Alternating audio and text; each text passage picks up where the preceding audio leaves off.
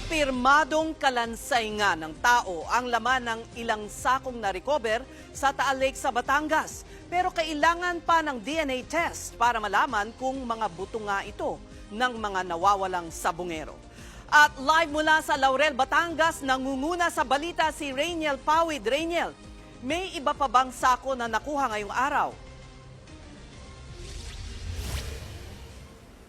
Pang-apat na araw na nga ng search and retrieval operation dito sa Taal Lake para sa mga nawawalang sabungero. Pero gaya kahapon ay wala ngang bagong ebidensya ang nakuha sa lawa.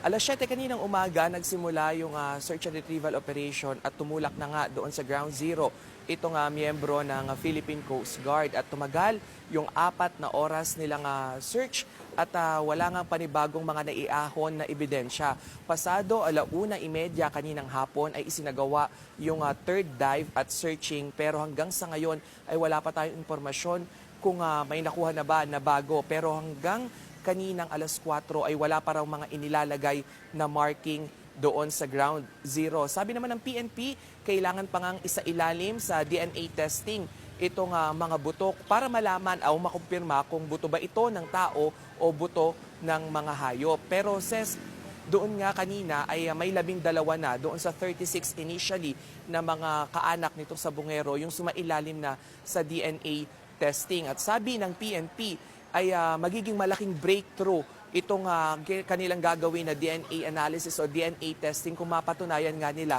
na yung mga kalansay ay dito nagtutugma sa mga nawawalang sabungero. At ang sabi nila na ito raw ay yung tutuldok o magiging closure doon nga sa paghahanap nitong mga kaanak ng nawawalang sabungero. Rainiel, may gagamitin nga bang remote operated vehicle o ROV? Malaking tulong ito para makakuha ng mga larawan at video sa ilalim ng lawa. Ginagamit na ba ito ngayon dyan? Exactly 1:30 kaninang hapon ay merong vehicle yung Philippine Coast Guard na dumating dito. At initially, sinabi sa atin na iyon na yung may bitbit nitong ROV o nitong submersible equipment na gagamitin nga sana ngayong araw, which is confirmed din naman by the PCG. Pero naghintay tayo, no? Initially 1 p.m. ang sabi nila iyon yung sasama doon sa technical diving team para sa third dive pero hindi yun natuloy.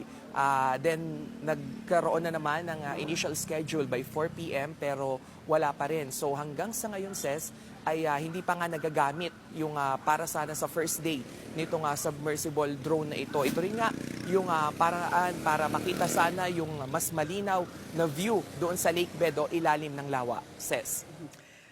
Maraming salamat at yan ang ulat ni Rainiel Pawid live mula sa Laurel, Batangas.